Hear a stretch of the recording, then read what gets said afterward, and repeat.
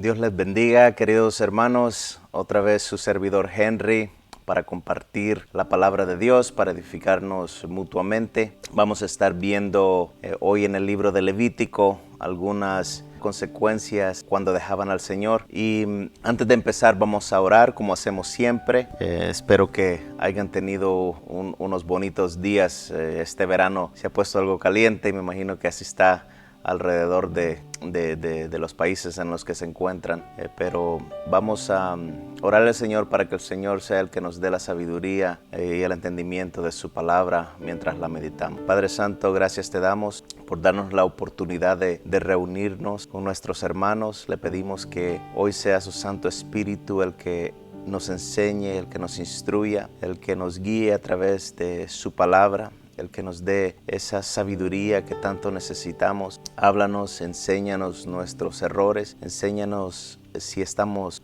pecando, Padre Santo, si estamos cometiendo errores que no te parecen bien. Enséñanos por medio de tu palabra a nosotros cambiar, a nosotros caminar de acuerdo a tu voluntad. Enséñanos hoy en este día. Te lo pedimos en el nombre del Señor Jesús. Gracias Padre, gracias Hijo, gracias Espíritu Santo. Amén. Como les comentaba, hoy vamos a estar viendo en el libro de Levítico, capítulo 26, y lo he titulado Las consecuencias de dejar al Señor. Vamos a ver Levítico 26, el versículo 17, también en adelante del 27 al 30, y vamos a empezar. Dice el 17. Fijaré mi rostro contra vosotros para que seáis derrotados delante de vuestros enemigos. Los que os aborrecen os dominarán y huiréis sin que nadie os persiga.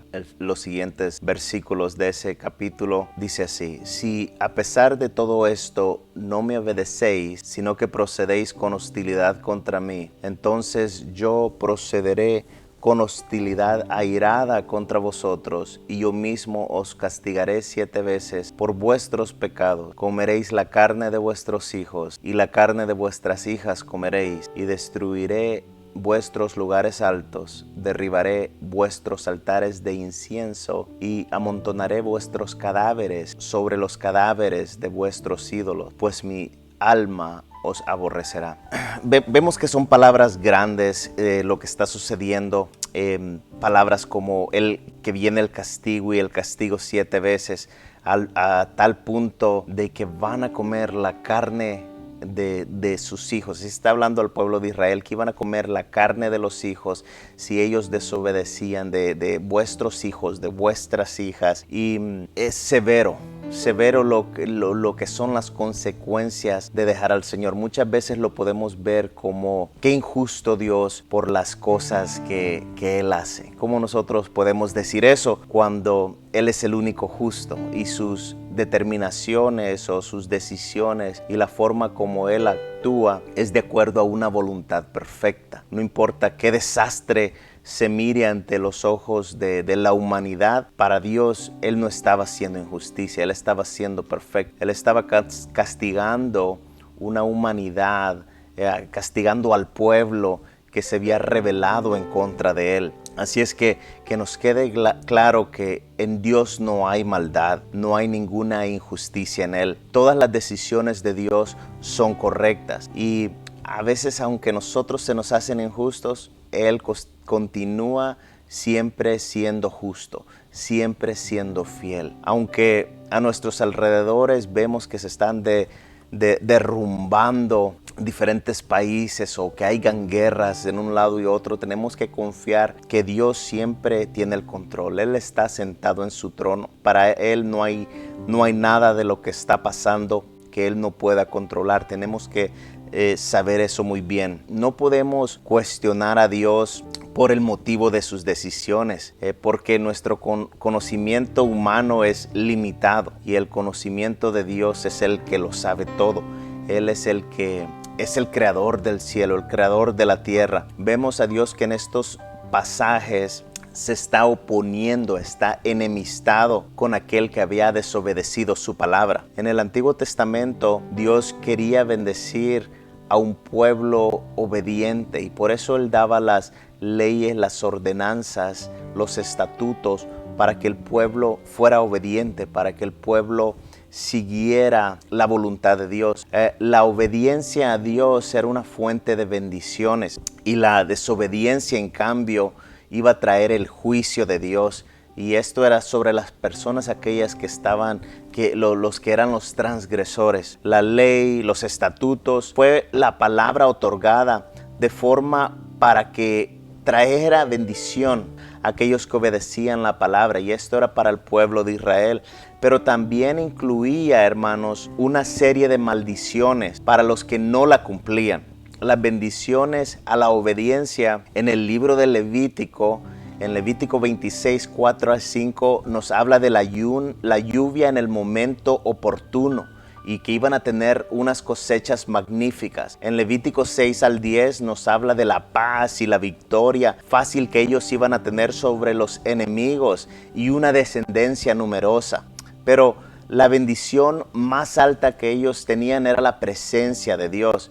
Y eso era el Levítico 26:11. Yo pondré mi morada en medio de vosotros. Y Levítico 26:9, mantendrá mi alianza con vosotros. Mire, esa es una bendición cuando seguían la palabra de Dios, cuando obedecían la palabra de Dios. Levítico 26:12, vosotros seréis mi pueblo y yo seré vuestro Dios. Pero también, así como traía esas bendiciones cuando obedecían la palabra de Dios, cuando honraban al rey que era Dios, también habían consecuencias, habían castigos cuando ellos no obedecían los mandatos de Dios. Y los castigos lo podemos ver en Levítico 16:26. Las enfermedades, Levíticos 26:20. La sequía y la esterilidad de los campos, Levíticos 26:17. Las derrotas en frente al enemigo son cosas que hemos estado hablando. Y Levítico 26:31, la destrucción de las ciudades y de los santuarios. Y Levítico 26:33, que es el más severo, era el exilio, cuando ellos fueron capturados y fueron llevados captivos, ¿verdad? Pero a lo que nosotros tenemos que ver es que hay bendiciones y hay maldiciones que venían para el pueblo de Israel, para la obediencia, para la desobediencia, bendiciones para la obediencia, maldiciones para la desobediencia. Y eso es lo que estamos estudiando hoy, cómo esto aplicaba en esos tiempos y cómo aplica en los tiempos de hoy. Veámoslo de cerca. En Levítico 26:17 dice, fijaré mi rostro con vosotros. Así empieza, fijaré mi rostro contra vosotros. Ese es el empiezo.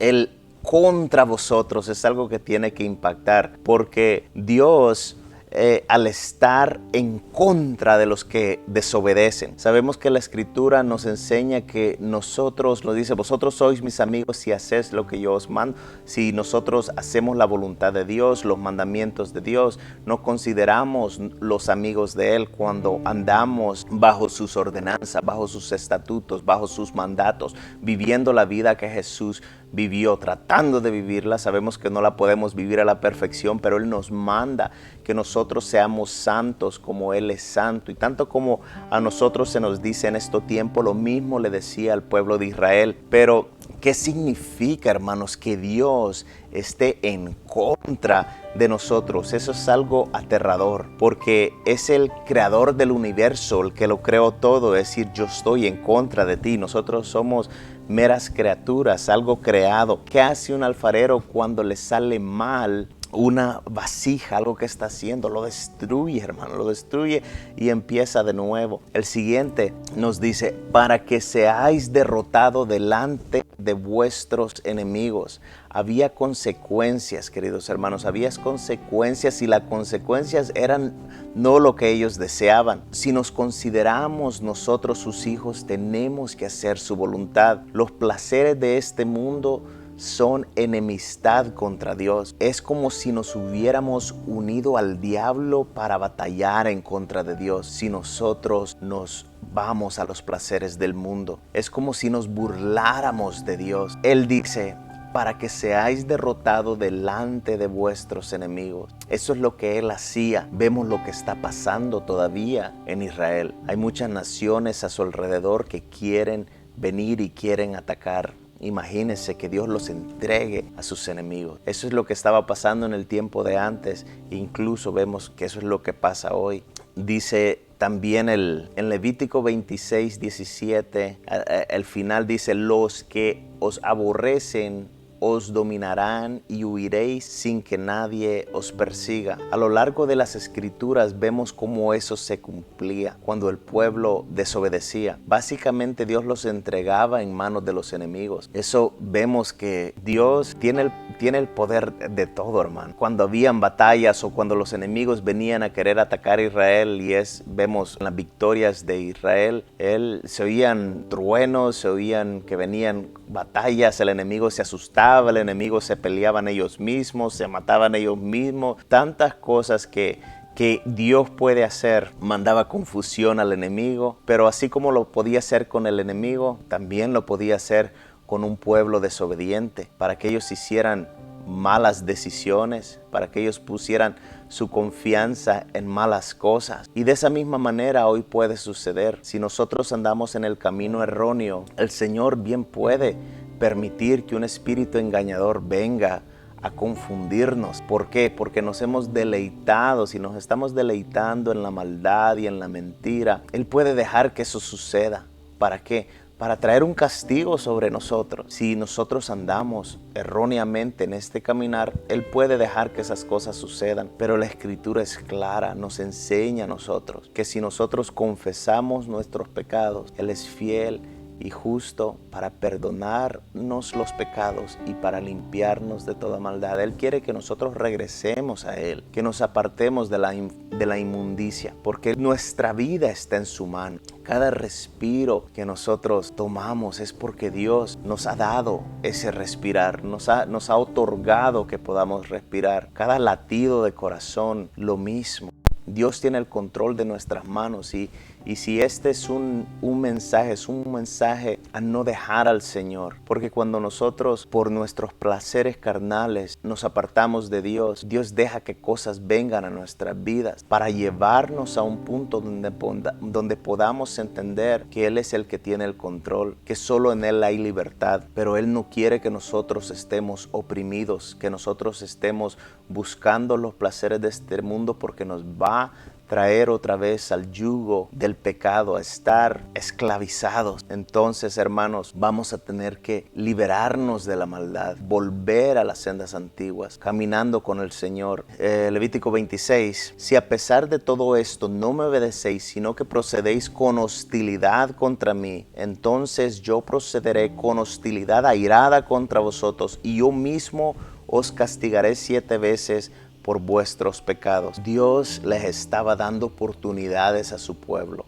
porque dice, si a pesar de todo esto no me obedecéis, de todo que venían esos castigos. El pueblo estaba siendo desobediente, y ante esa desobediencia venían consecuencias, venían los castigos. Y como lo podemos ver, Dios mandaba estos castigos al principio, eran leves, pero después incrementaban más y más para ver si llegaban a reaccionar que habían pecado en contra de Dios. Dios no los mandaba o no los exterminaba de un solo, sino que, y lo podemos ver a lo largo de la historia, de cómo Israel pasaba cierto tiempo, años, 20 años, 15 años o más años, donde estaban siendo oprimidos. Y después, bueno, lo vemos principalmente a los 430 años que ellos fueron esclavizados por Egipto. Clamaron al Señor, Dios escuchó, los liberó, después les dio la ley, les dio que anduvieran. En el libro de los jueces vamos a ver algunos versículos del libro de los jueces, pero también ellos, un periodo de jueces que ellos se iban, se apartaban de Dios, veían las consecuencias, cómo el enemigo venía, los aterrorizaba, clamaban a Dios, le mandaba un libertador, y un sub y baja de emociones, así había estado hasta que vino el Señor Jesucristo. Hoy en todas las naciones, no todas las naciones tienen una persona o un rey maligno que los anda oprimiendo como oprimían al pueblo de Israel, pero sí tenemos a Satanás, sí tenemos la carne, el pecado que mora en nosotros, como quiere deleitarse en aquello que es en contra de Dios. Entonces sí hay ataques continuamente, pero vemos que el Señor no les mandaba el castigo a ellos de una sola vez, sino que poco a poco iba incrementando este castigo, pero porque quería ver una reacción de ellos, que vinieran a Él y clamaran a Él, que se apartaran de la maldad. Les dice, sino que procedéis con hostilidad contra mí. Entonces, a pesar de las cosas que él hacía, él quería un corazón que fuera transformado, un corazón que se volviera a Dios.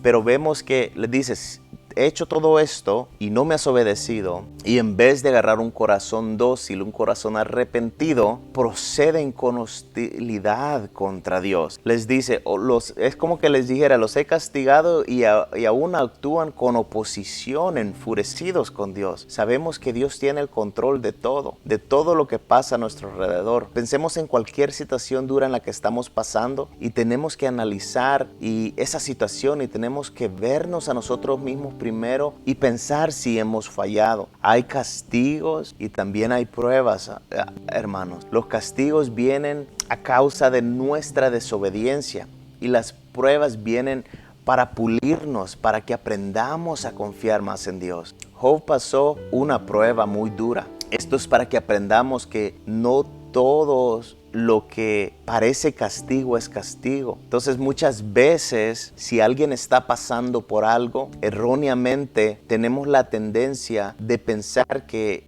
eso que parece castigo es un castigo porque esta persona ha permanecido en pecado. Eso es claro cuando lo vemos en Job. Job no era una persona que estaba pecando, sino que pudimos ver lo que Dios hizo con él para acercarlo más a Dios, porque había oído de Dios, pero no había tenido una comunión íntima con Dios para entender quién verdaderamente era Dios. La parábola del hijo pródigo es otra forma de analizar cómo esa desobediencia llevó al hijo pródigo a querer desear comer la comida de los cerdos. Dios le permitió que llegara hasta ese punto, a desear esa comida, para después reconocer que estaba mal y que había pecado contra Dios y que había pecado contra su padre.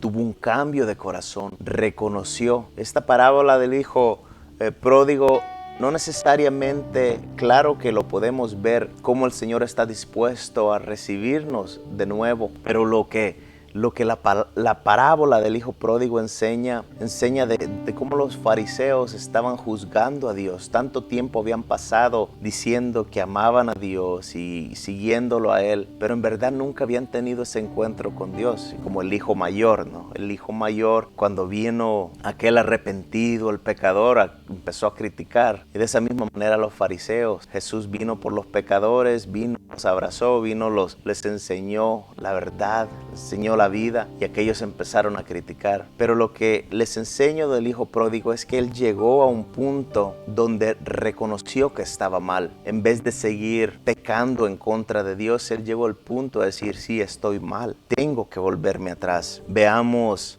el siguiente versículo. Comeréis la carne de vuestros hijos y la carne de vuestras hijas comeréis, y destruiré vuestros lugares altos, derribaré vuestros altares de incienso y amontonaré vuestros cadáveres sobre los cadáveres de vuestros ídolos, pues mi alma os aborrecerá. Esto es lo severo de este pasaje, las consecuencias, hasta qué punto había llegado. Si usted lee y tómese el tiempo de leer Levítico 26, pero he escogido ciertos versículos de aquí para enfatizar lo que estaba ocurriendo.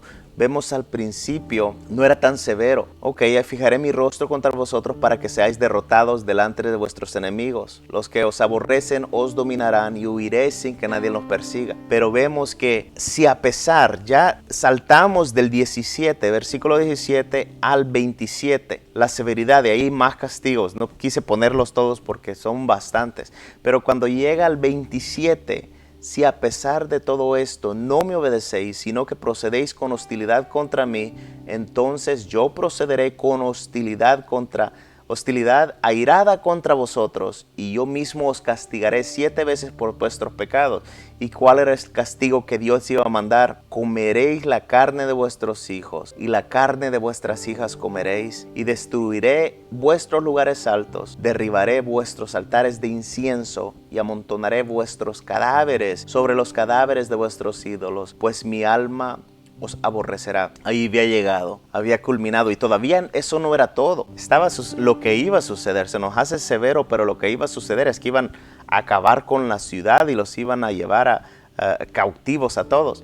Pero antes de llegar hasta ese punto, a la culminación de cómo su pecado había surgido, había llegado hasta el punto que Dios os aborrecía, iban a pasar por esto: comeréis la carne de vuestros hijos, la carne de vuestras hijas. Y eso llegó a suceder, hermanos. Lo podemos ver en Lamentaciones 4 del 9 al 13. Más dichosos son los que mueren a espada que los que mueren de hambre, que se consumen extenuados por falta de los frutos de los campos. Las manos de mujeres compasivas cocieron a sus propios hijos, que les sirvieron de comida a causa de la destrucción de la hija de mi pueblo. El Señor ha cumplido su furor, ha derramado su ardiente ira y ha encendido un fuego en Sión que ha consumido sus cimientos. No creyeron los reyes de la tierra, ni ninguno de los habitantes del mundo, que pudieran entrar el adversario y el enemigo por las puertas de Jerusalén a causa de los pecados de sus profetas y de las iniquidades de sus sacerdotes, quienes derramaron en medio de ellas sangre de los justos. Podemos ver el versículo 10, hermanos, claramente nos dice: las manos de las mujeres compasivas cocieron a sus hijos, que les sirvieron de comida a causa de la destrucción de la hija de mi pueblo. ¿Qué es lo que estaba sucediendo para que todas estas cosas ocurrieran? Dejaron al Señor, sirvieron a dioses extraños,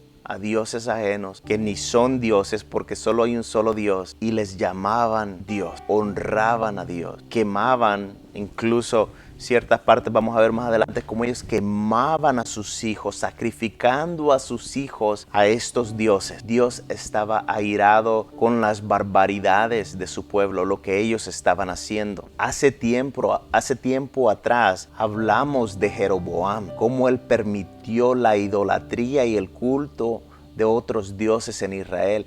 Y esto empezó, si se pone a pensar, con Salomón. Salomón trajo todas estas mujeres, tuvo más de 1000 mujeres, y empezaron a erigir estas estatuas, a hacer estos cultos, a quemar sacrificios hasta de los dioses de estas mujeres, de todas estas otras naciones. Pero vemos que empezó a culminar, se empezó a crecer más con Jeroboam. Y así como tenemos un estudio de cómo él empezó a hacer estas cosas, pero hoy vemos que está más encendido el furor de Dios. Todo esto que ellos estaban haciendo con estos pecados de Jeroboam y cómo ellos habían crecido en esta maldad, traía consecuencias. No se les enseñó el temor de Dios a la congregación de Israel, porque se fueron apartando de Dios poco a poco, lentamente, y fue a un poco tiempo que Dios desplomara la nación por lo que ellos estaban haciendo.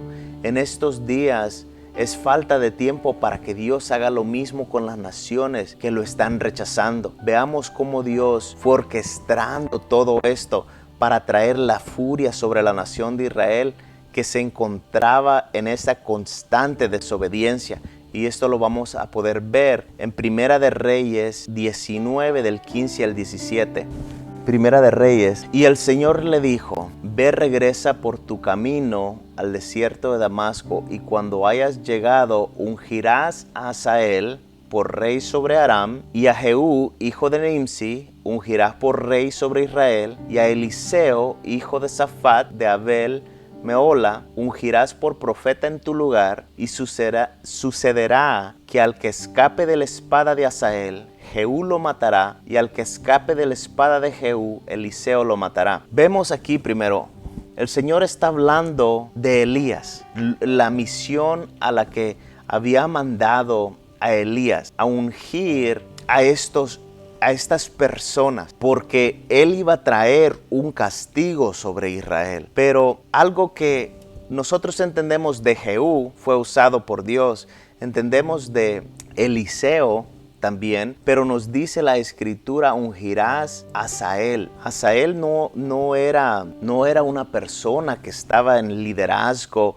como rey de Israel o rey de Judá, pero Dios iba a usar a este rey pagano para que profetas fueran y ungieran a reyes, pero era algo inusual que ungieran a reyes extranjeros. Pero este rey extranjero, lo que nos está enseñando aquí la escritura, que Dios iba a autorizar, con la autoridad de Dios, con el permiso de Dios, esta persona que era un rey pagano iba a llevar juicio a la nación de Israel. Así como cuando Israel se apoderó de las tierras cananeas, cuando el Señor les daba la victoria, pero ellos iban y peleaban y vencían rey tras rey, tras rey, tras rey, porque Israel servía como la espada de Dios. En ese entonces, de esta misma manera, Dios estaba levantando a este rey Hazael para llevar y batallar en contra de Israel y para que hiciera atrocidades a Israel, para que ellos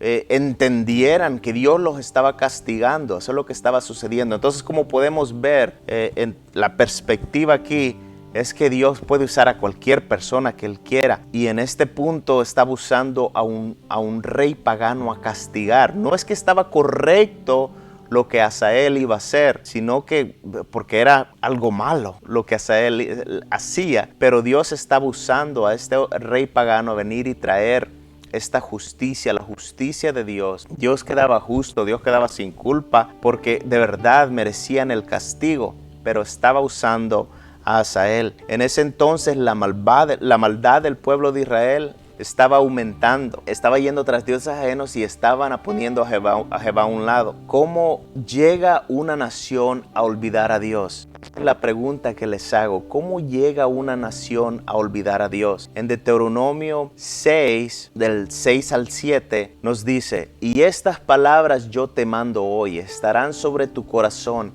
y diligentemente las enseñarás a tus hijos, y hablarás de ellas cuando te sientes en tu casa y cuando andes por el camino, cuando te acuestes y cuando te levantes. Lo principal aquí, y diligentemente las enseñarás a tus hijos. Mire, todo esto, estamos hablando de la palabra de Dios. Cómo nosotros tenemos que perseverar en la palabra de Dios. Lo podemos ver, lo que está pasando principalmente en Estados Unidos. Dios no está gobernando los hogares de aquellas personas que se dicen ser cristianas. Dios no está gobernando los hogares. ¿Por qué? Porque han dejado el culto a Dios para los domingos nada más. No tienen una vida de comunión con Dios diariamente, de oración, de leer las escrituras, de sentarse como hogar, como familia, hablando de las maravillas de Dios. Eso pasa en los hogares, eso pasa en las escuelas, eso está pasando en las comunidades. ¿Qué se puede esperar cuando no hay un temor a Dios? Hay violencia, hay asesinatos, hay inmundicia.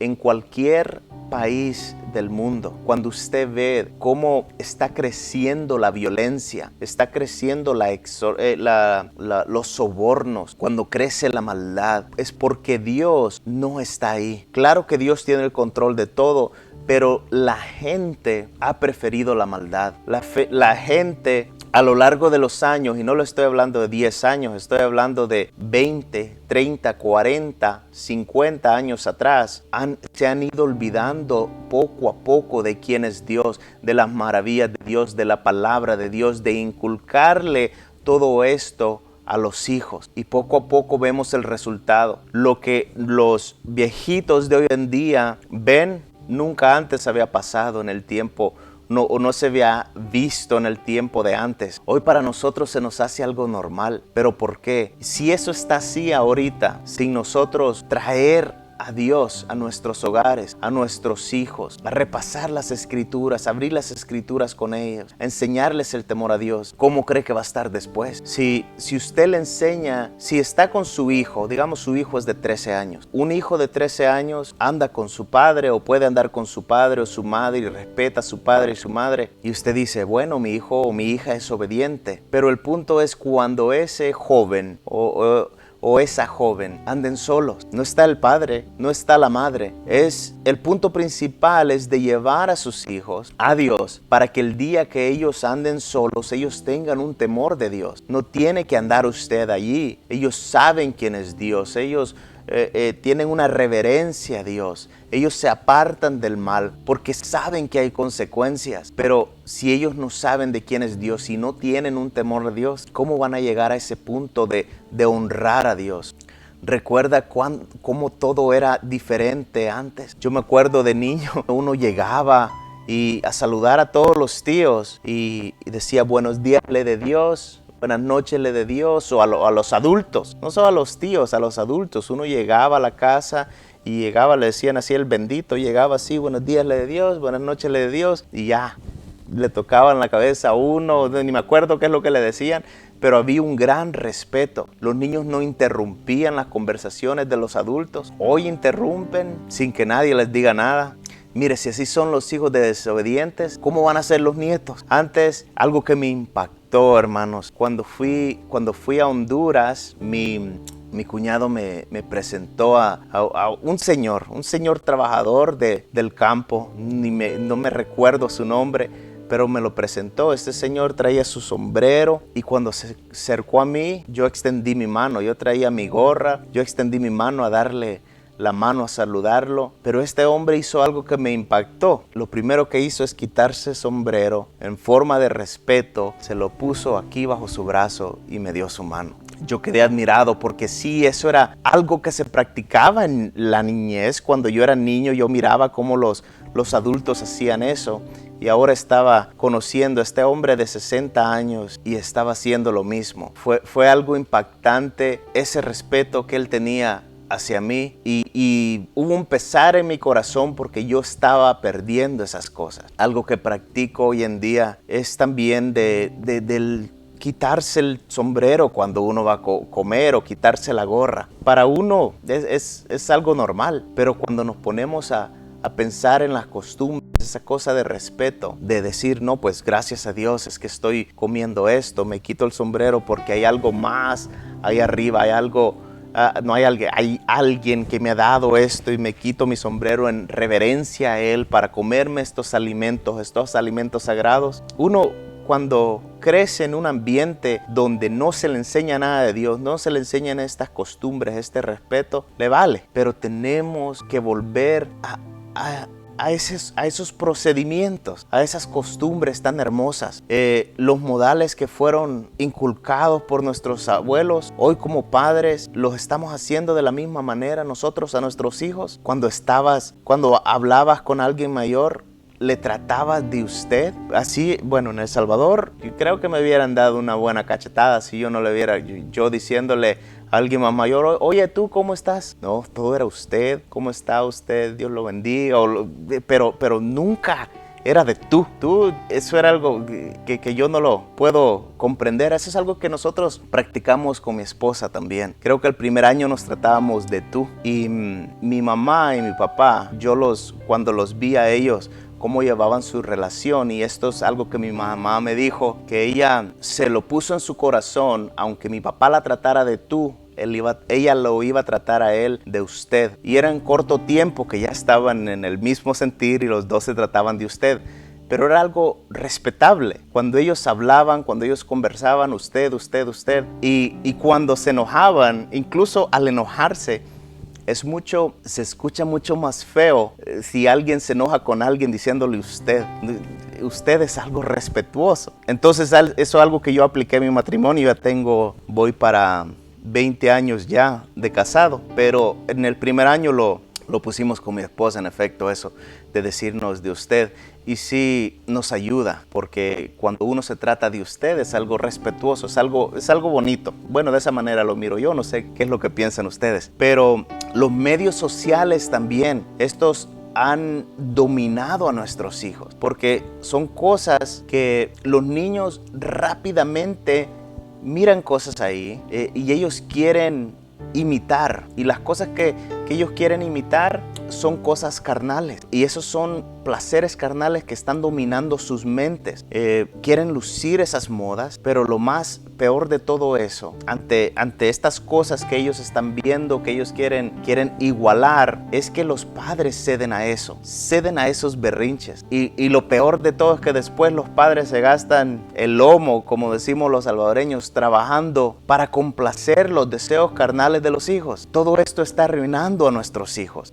En vez de ser imitadores de Cristo, los hijos están haciendo imitadores del mundo. Pero ¿cómo no van a ser imitadores del mundo si a la vez hay padres que quieren que sus hijos sean respetables, que quieren que sus hijos sean perfectos, que sus hijos sean buenos cristianos, pero también los padres son imitadores del mundo? Lo principal de todo esto es, y de lo que he estado enseñando, es de no dejar al Señor, porque todo comienza cuando nosotros como adultos dejamos al Señor, cuando nos apartamos de Dios, cuando nos apartamos de su palabra. Y todo esto cae sobre los hombros de los hijos. Si nosotros nos apartamos de Dios, ellos ni van a tener un conocimiento de quién es Dios. El llamado es para nosotros a ponerlos las pilas. Después, si nosotros nos apartamos de Dios, si nosotros no somos imitadores de Cristo, claro que nuestros hijos no van a ser igual, van a ser peor. Y ahí es donde vienen las consecuencias, ahí es donde viene el llanto. Y después nos atrevemos a cuestionar a Dios que por qué todo esto está pasando en la casa. Y el problema principal es que nos olvidamos de Dios y no quisimos andar en el camino correcto de Dios y enseñar el camino correcto a los hijos. Y después vienen las consecuencias. El propósito de Dios, ante lo que vimos como Asael fue usado para llevar la justicia de Dios, era para usar a este rey de Damasco para traer juicio contra la casa de Acab. La casa de Acab, Jeroboam, todos ellos que habían traído la idolatría, andaban buscando a dioses ajenos, andaban poniendo sus ojos en aquello que no era lo celestial. Y vemos en Segunda de Reyes 8:12, y Asael, recuerde que está el que fue a ungir, que al final no fue ni Elías que lo ungió, sino que Eliseo lo vino ungiendo, pero vemos aquí en Segunda de Reyes 8:12, y Asael dijo: ¿por qué llora mi señor? Un poquito de todo esto para llegar a entender que le dijo: ¿por qué llora mi señor? Fue cuando Ben-Hadad estaba enfermo, Ben-Hadad estaba a punto de morir, y le dijo a Asael, era un siervo de Ben-Hadad, le dijo que fuera y preguntara, había escuchado que Eliseo estaba ahí, y que fuera y preguntara si iba a recuperarse. Viene y va y le dice: Ben-Hadad me mandó a ver si se va a recuperar. Sí, se recuperará, pero ciertamente va a morir, le dijo Eliseo a Asael. Y a veces no entendemos cómo sí se va a recuperar, pero ciertamente ciertamente morirá. ¿Por qué? Por lo que iba a ocurrir después. ¿Y qué es lo que iba a ocurrir? Asael el siguiente día iba y le iba a dar muerte, iba a mojar un trapo y lo iba a ahogar a Ben-Hadad, y Asael se iba a volver rey. Y Dios le mostró lo que iba a suceder, no necesariamente esto a Eliseo, sino que las maldades que Asael iba a hacer. Y en lo que él está diciendo, todas estas cosas, en lo que él está diciendo, sí, vivirá, pero ciertamente va a morir, Eliseo empieza a llorar. Y aquí es donde vemos en 2 de Reyes 8:12, empieza a llorar después del Señor revelarle, del Señor enseñarle en lo que Asael se iba a convertir. Y Asael le preguntó, le dijo: ¿por qué llora mi señor? Entonces respondió: porque sé el mal que harás a los hijos de Israel. Incendiarás sus fortalezas, matarás a espada a sus jóvenes, estrellarás a sus niños y rasgarás el vientre a sus mujeres encinta. Mire qué grande cosa. Dios le había enseñado a Eliseo lo que Asael iba a hacer. Recuerde que antes Dios había escogido a Elías para que fuera y ungiera a Jehú, a Eliseo y a Hazael. Ahora vemos que Eliseo es el que demuestra cómo Hazael iba a hacer todas estas cosas. Pero todo esto Dios lo estaba orquestando desde la maldad, cómo se estaba creciendo, cómo se estaban apartando de Dios, cómo estaban dejando al Señor. Veamos el siguiente versículo, Segunda de Reyes 13:3. Y se encendió la ira del Señor contra Israel y los entregó día tras día en manos de Hazael, rey de Aram, y en manos de Ben-Hadad, hijo de Hazael. Otra vez, Dios mismo quiso que se ungiera a Hazael. Dios mismo usa a Hazael para llevarlo, a permitirle que vaya a destruir. Nos dice claramente la escritura aquí al final, y se encendió la ira del Señor contra Israel. El Señor está airado y los entregó día tras día en manos de Hazael, rey de Aram, y en mano de Ben-Hadad, hijo de Hazael. El Señor estaba armando, estaba orquestando todo esto a un pueblo desobediente, a un pueblo que se había apartado de Dios. Veamos Deuteronomio 4:24 al 25, ¿qué es lo que dice? Deuteronomio 4:24 al 25.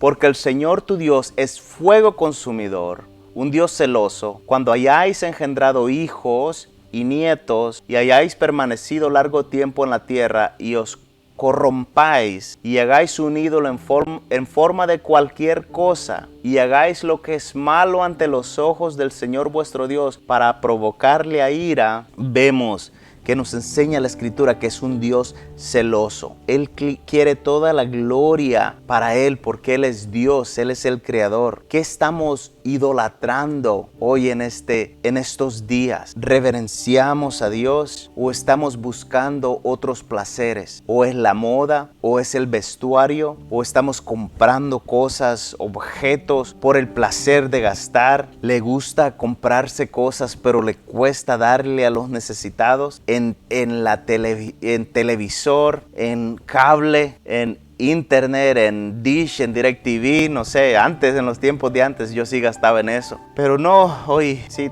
uso la internet para los videos, para las prédicas, para las alabanzas. Pero sí, antes sí gastaba en cosas. El alcohol, las drogas, la glotonería, los deportes, los bares, los clubs, los casinos, las pornografías, las posesiones materiales. ¿Qué te están dominando? ¿Hacia qué tu corazón está inclinado? ¿Tienes otros dioses? ¿Estás reverenciando? ¿Estás honrando todas estas otras cosas en vez del Dios Altísimo? Y si lo estás haciendo, arrepiéntete de tus pecados y busca a Dios de corazón. Busca un entendimiento de su palabra y Él se revelará para que te apartes de estos males. ¿Pones tu fe en alguna imagen? Hay muchas personas que dicen o que piensan, no, pues tienen su imagen de su abuela o de su madre o padre que ha muerto y dicen, no, pues me está cuidando, mi abuelita me está cuidando, me está viendo, siempre está ahí conmigo. ¿Te consideras cristiano y estás diciendo eso? No, Dios es el único que te cuida, Dios es el único que lo ve todo. Este fue el pecado de Israel, hermano. El pecado de Israel es porque pusieron otros dioses, pusieron imágenes, hacían culto a estas cosas, creían estas otras cosas, pero estaban haciendo a un lado a Dios y vemos que las consecuencias sí surgieron. Un corto ejemplo es en Jueces 2 del 13 al 14. Y dejaron al Señor y sirvieron a Baal y a Astarot, y se encendió la ira del Señor contra Israel y los entregó en manos de salteadores que los saquearon y los vendió en mano de sus enemigos de alrededor. Y ya no pudieron hacer frente a sus enemigos. ¿Quién hizo esto? El Señor. ¿Por qué? Porque desobedecieron. Veamos el siguiente. Jueces 3, 7 al 8. Y los hijos de Israel hicieron lo malo ante los ojos del Señor y olvidaron al Señor su Dios y sirvieron a los Baales y a las imágenes de acera. Entonces se encendió la ira del Señor contra Israel y los vendió en manos de Cusán Risataim, rey de Mesopotamia, y los hijos de Israel sirvieron a Cusán Risataim por 8 años. ¿Quién? Se encendió la ira del Señor contra Israel y los vendió. Es algo que Dios hace, es algo que Dios permite. Veamos el siguiente. Jueces 10 del 6 al 8. Los hijos de Israel volvieron a hacer lo malo ante los ojos del Señor, sirvieron a los Baales, a Astarot, a los dioses de Aram, a los dioses de Sidón, a los dioses de Moab, a los dioses de los hijos de Amón, a los dioses de los filisteos. Abandonaron pues al Señor y no le sirvieron. Y se encendió la ira del Señor contra Israel y los entregó en manos de los filisteos, en manos de los hijos de Amón. Ellos los afligieron y los quebrantaron a los hijos de Israel ese año.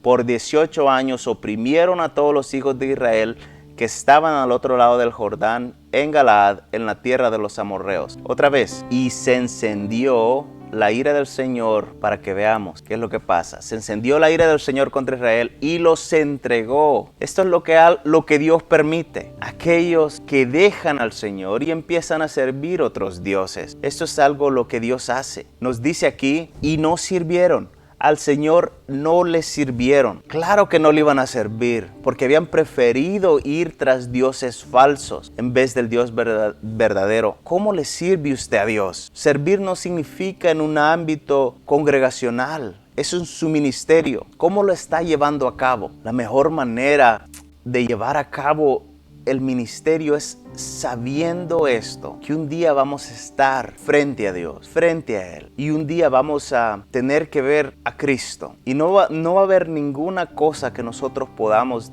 decir, pero pensemos en esto: si estamos frente a Cristo, ¿qué tanto tu vida reflejó el carácter de Cristo, la persona de Jesucristo, cuando estuviste aquí en la tierra? Al estar frente al Creador del universo y decir, eché a perder mi vida en la inmundicia y no reflejé el carácter de Cristo. Eso es triste, eso es verdaderamente triste. Pensemos en eso. El Señor nos ha sacado de la inmundicia. El Señor ha pagado por nuestros pecados, por nuestras iniquidades, para que hoy nosotros andemos sirviéndole con honestidad, con lealtad, honrándolo en cada momento. Para terminar, Segunda de Reyes 17, del 13 al 18. Y el Señor amonestaba a Israel y a Judá por medio de todos sus profetas y de todo vidente, diciendo: volveos de vuestros malos caminos y guardad mis mandamientos, mis estatutos, conforme a toda la ley que ordené a vuestros padres y que os envié por medio de mis siervos los profetas. Sin embargo, ellos no escucharon, sino que endurecieron su cerviz como sus padres, que no creyeron en el Señor su Dios. Desecharon sus estatutos y el pacto que Él había hecho con sus padres y sus advertencias con las cuales los había amonestado, y siguieron la vanidad, se hicieron vanos y fueron en pos de las naciones que los rodeaban, respecto de las cuales el Señor les había ordenado que no hicieran como ella, y abandonaron todos los mandamientos del Señor su Dios, y se hicieron imágenes fundidas de 2 becerros, hicieron una cera,